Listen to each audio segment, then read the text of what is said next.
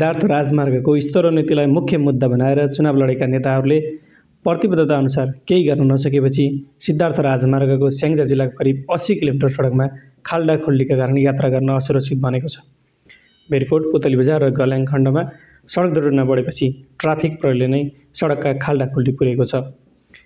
राजमार्गको भेरकोट सडक खण्डमा सबैभन्दा बढी खाल्डा खुल्डी भएको जिल्ला ट्राफिक प्रहरी कार्यालयका प्रमुख भूपेन्द्र प्रसाद कौलीले बताउनुभयो। हामीले रामजीदेखि कुबिन्डेसम्मको एरियामा अलिकति बढी देखेको भनेको भेरकोटमा देखियो।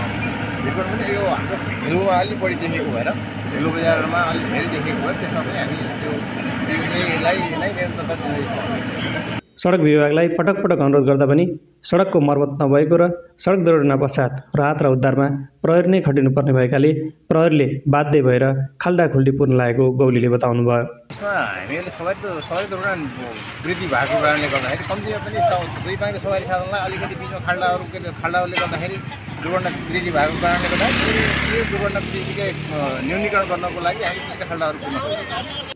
सडक दुर्घटना न्यूनीकरणका लागि स्थानीय सरकारसँग सहकार्य गरेर सडकका खाल्डा खुल्डी पुरिएको उहाँले बताउनुभयो। सम्बन्धित पालिकाहरूसँग सहकारी छ। यो समय अब हामी प्रहरी र ट्राफिक प्रहरी नै लागेर काम गर्छौँ। जिल्लाभरिमा हाम्रो लगभग 20 जना खटेको छौँ। अहिले तत्काल यहाँ हामीहरू 14 जना छौँ। अन्य ठाउँहरूमा पनि यसरी नै खातिर लागेर। भेरकोट नगरपालिकाका प्रवक्ता देवेन्द्र केसीले राष्ट्रिय राजमार्गको मर्मसम्भारको काम सडक विभागको भए पनि आफ्नो जिम्मेवारी र कर्तव्य सडक विभागले पुरा नगर्दा समस्या भएको बताउनुभयो।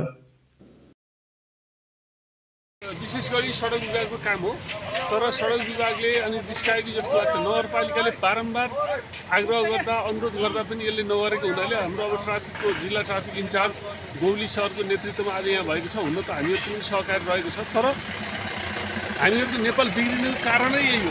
जसको जिम्मेवारी उसले नगर्ने, अरूलाई बाध्यतात्मक तरिकाले गर्नुपर्ने। स्थानीय नागरिकहरूले भने सडकको दीर्घकालीन समाधान खोजिनुपर्ने बताएका छन्।